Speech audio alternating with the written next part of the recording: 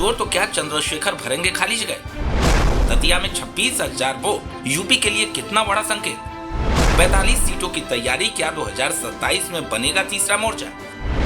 दलित अति पिछड़ा समीकरण क्या बदलेंगे यूपी के चुनावी गणित? उत्तर प्रदेश में दलित राजनीति का जिक्र हो और बसपा का नाम सामने ना आए, ऐसा लंबे समय तक संभव नहीं था। लेकिन पिछले कुछ चुनावों में बसपा के कमजोर प्रदर्शन ने दलित राजनीति में एक खाली जगह पैदा की है। अब इसी राजनीतिक स्पेस पर कई दलों और नेताओं की नजर है। इनमें सबसे आक्रामक दावेदारी चंद्रशेखर आजाद रावण की नजर आ रही है।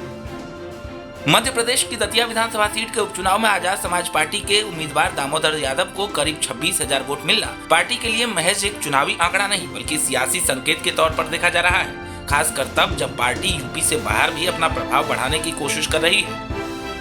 दतिया की भौगोलिक स्थिति भी इस कहानी को यूपी से जोड़ती है। उत्तर प्रदेश की सीमा के नजदीक होने के कारण बुंदेलखंड और आसपास के इलाकों में इस नतीजे की राजनीतिक चर्चा होना स्वाभाविक है। चंद्रशेखर आजाद के लिए ये नतीजा एक मनोवैज्ञानिक बढ़त की तरह काम कर सकता है। अब नजर उत्तर प्रदेश पर है। 2027 के विधानसभा चुनाव के लिए आजाद समाज पार्टी ने 45 सीटों पर अपने प्रभारियों की पहली सूची जारी कर संगठन विस्तार का संकेत दिया है। पार्टी की कोशिश साफ है, दलित वोटरों के बीच अपनी स्वीकार्यता बढ़ाना और खुद को बसपा के विकल्प के तौर पर स्थापित करना।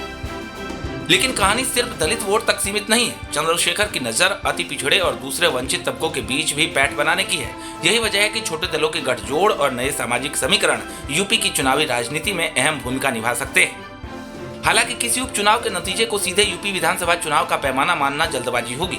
दतिया का स्थानीय सामाजिक समीकरण, उम्मीदवार की व्यक्तिगत पकड़ और चुनावी परिस्थितियां अलग हो सकती हैं, लेकिन इतना जरूर है कि इस प्रदर्शन ने चंद्रशेखर आजाद को अपनी राजनीति का दायरा बढ़ाने का आत्मविश्वास दिया है। दूसरी तरफ बसपा के सामने भी चुनौती बड़ी है। अगर दलित वोटों के बीच कोई नया नेतृत्व लगातार अपनी जगह बनाने में कामयाब होता है तो यूपी की चुनावी लड़ाई में वोटों का बिखराव बढ़ सकता है और यही बिखराव 2027 के बड़े मुकाबले में कई सीटों के समीकरण बदलने की क्षमता रखता है। यानी यूपी की 2027 की लड़ाई सिर्फ बीजेपी बनाम विपक्ष की नहीं रहने वाली। छोटे दल, नए चेहरे और बदलते सामाजिक समीकरण भी इस चुनाव की पटकथा लिख सकते हैं। दतिया ने चंद्रशेखर को एक राजनीतिक संकेत दिया है। अब देखना होगा कि वो इस संकेत को यूपी में कितने बड़े सियासी असर में बदल पाते हैं।